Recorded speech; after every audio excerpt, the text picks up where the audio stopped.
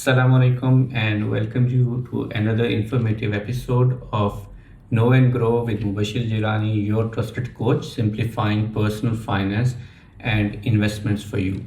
Today's topic is the one that every expat, no matter where you are in your financial journey, needs to understand clearly. Saving versus investing. What's the difference and why does it matter for us? Most people confuse the two or treat them the same. But if you want financial freedom, especially while living and earning in the GCC, you must understand when to save and when to invest. Let's break this down together. Let's start with saving. Simple.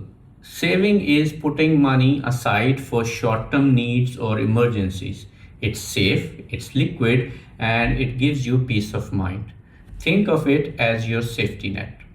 For example, let's say you are an expat in Qatar and your job contract is expiring in next 6 months. Having saving means you are not panicking about rent or plane tickets to home country. You've got a cushion. You usually save in a bank account, maybe a saving account or a fixed deposit.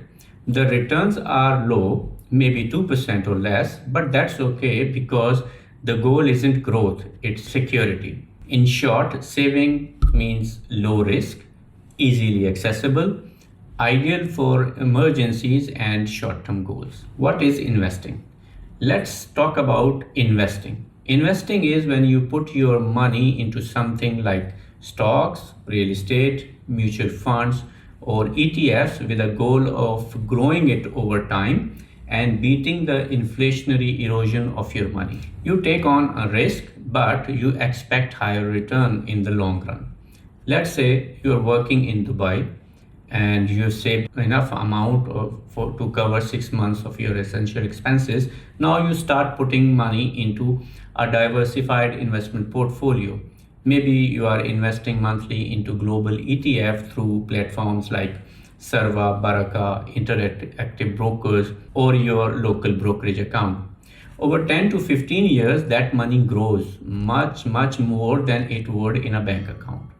Investing helps you build wealth for retirement, your child's education or marriage, buying a home in GCC or home in your home country, reaching long-term financial goals. So investing means higher risk and higher potential of reward, best for long-term goals, not as liquid but grows faster. Let me give you real life example.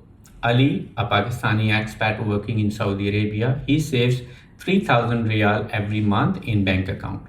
After 5 years, he has saved 180,000. Sounds good, right?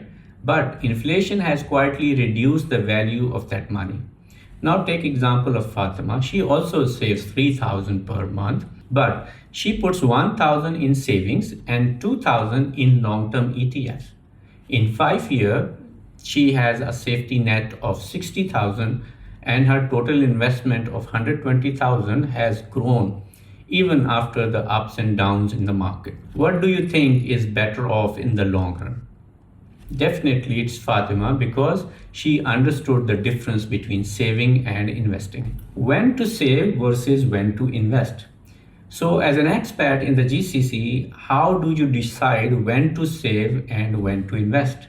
Here's the simple rule I share with my friends and clients. Save first for your short-term goals and emergencies. Build an emergency fund with 3 to 6 months of essential expenses. Once that's done, start investing regularly for the long term. Don't wait for the perfect time to invest. Start small and stay consistent. If your rent payments or children's school fees or travel are due within next 12 months, this is saving. If your goal is retirement in 10 to 15 years later, that's investing. Now let's talk about few mistakes I've seen most expats make.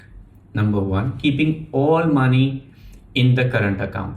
It loses value every year due to inflation. Number 2, investing money you need in next 3 months. That's wrong timeline. Number 3, not investing at all or waiting too long to start investing.